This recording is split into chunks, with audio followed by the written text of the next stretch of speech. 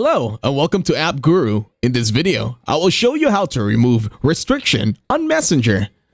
To start, open your Messenger application in your mobile device. Once in Messenger, tap on the conversation.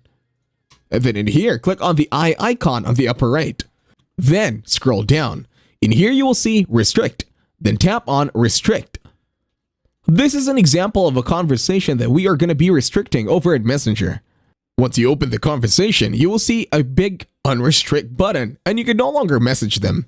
To remove this, tap on the three horizontal lines on the upper left. Then click on the gear icon. In here, scroll down.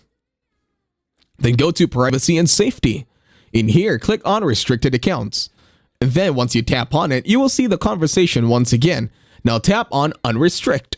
And you have now successfully unrestricted the user. And that's it. Thank you very much for watching. Please leave a like, share, and subscribe to the channel.